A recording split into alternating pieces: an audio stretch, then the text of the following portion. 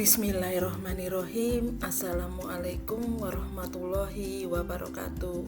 Berjumpa lagi dengan saya di part 2 ini untuk meneruskan lanjutan dari part 1, di mana part 1 saya membahas paparan materi dan menentukan materi esensial dari materi virus.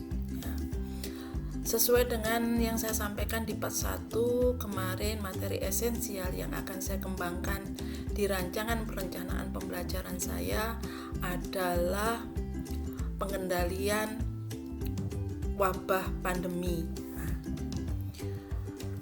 Rancangan perencanaan pembelajaran menurut saya harus ada judul agar menarik, ya. Pada bab virus ini saya memberi judul rancangan perencanaan pembelajaran saya adalah virus vs prokes, dengan tujuan sesuai dengan materi esensial yang dikembangkan adalah siswa mampu menganalisis pengendalian pandemi dengan prokes. Pengelolaan kelas yang saya paparkan di sini adalah kelas virtual dengan waktu 3 JP, ya. 3 JP kali 2 kali pertemuan masing-masing 3 JP. Pada pertemuan pertama, ya, saya akan menyajikan satu slide, ya, tentang gambar dan ada tulisan COVID-19.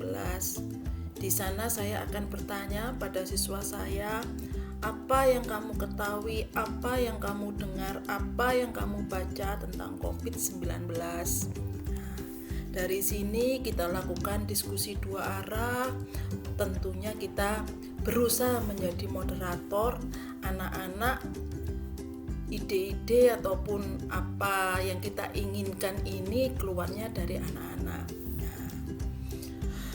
Dari hal-hal yang berhubungan dengan COVID-19 ini kita gunakan sebagai bahan kegiatan inti, yaitu kita menyepakati 30 kata kunci yang kita gunakan dalam pembelajaran virus ini yang ada hubungannya. Lalu kita memberikan kesempatan pada siswa untuk mencatat 30 kata kunci yang kita sepakati.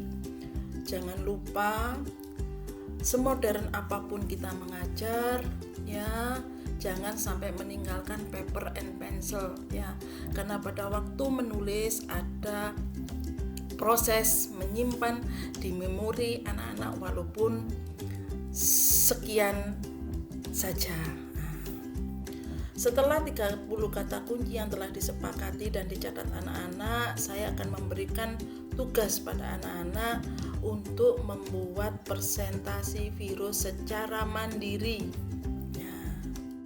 Tentunya dengan penekanan, ya, presentasi ini harus menggunakan menggunakan hal-hal yang inovatif dan kreatif yang saya yakin siswa-siswa kita mungkin 3 atau 5 langkah di depan kita dalam mengembangkan presentasi ini dengan menggunakan aplikasi. Nah, ini, ya. Ada kata-kata yang harus digarisbawahi, ya.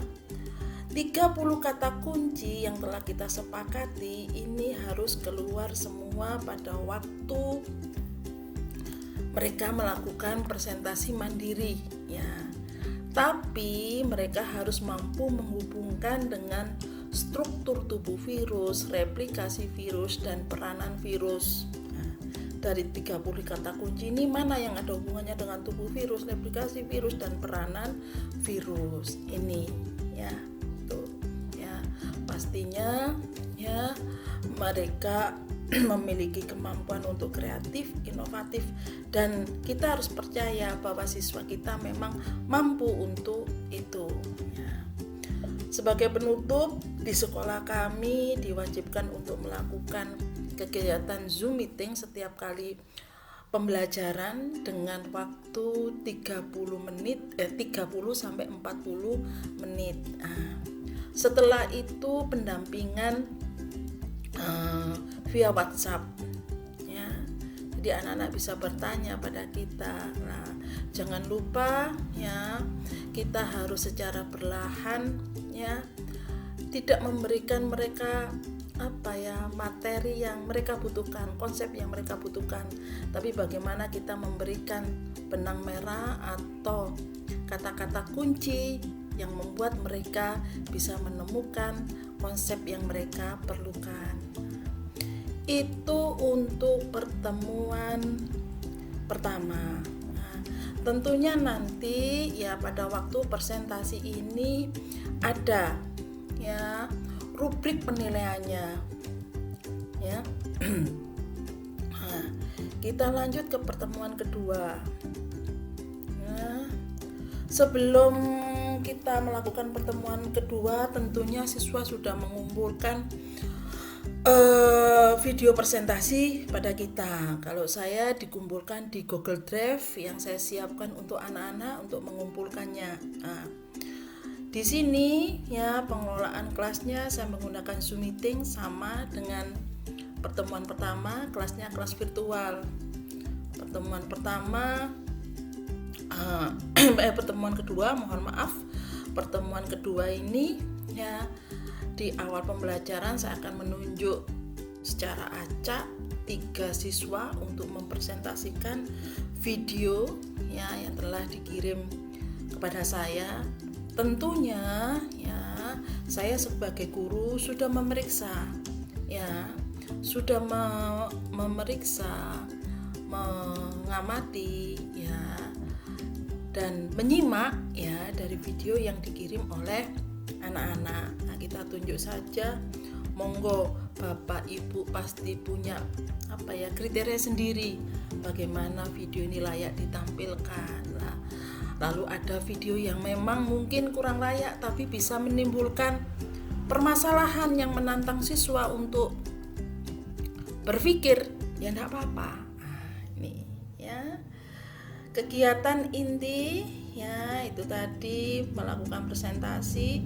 Nah, ini selama presentasi ini mohon Bapak Ibu selalu setelah anak-anak melakukan presentasi melakukan penekanan pada hal-hal atau konsep-konsep ya yang memang ternyata berhubungan dengan faktual ya yang ada di sekitar mereka. Sebagai contoh, pada waktu mereka membahas 5M ya.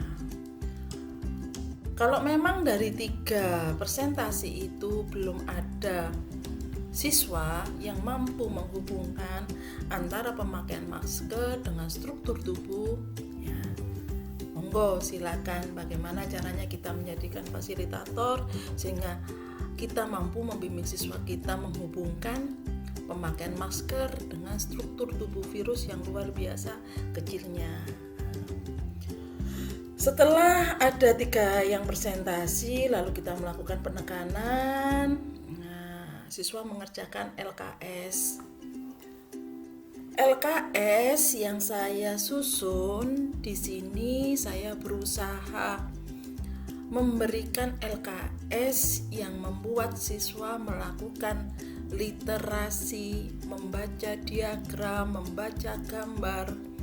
Karena menurut saya ya, muara dari pembelajaran saat ini sesuai dengan instruksi dari pemerintah adalah AKM.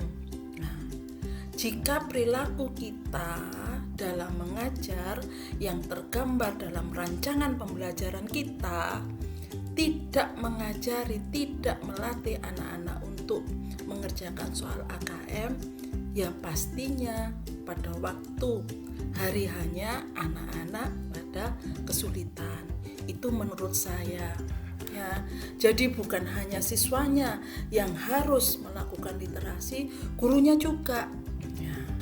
Apapun kebijaksanaan dari pemerintah, selama kita tidak mengubah perilaku kita, maka yang berubah hanyalah dokumen saja ya.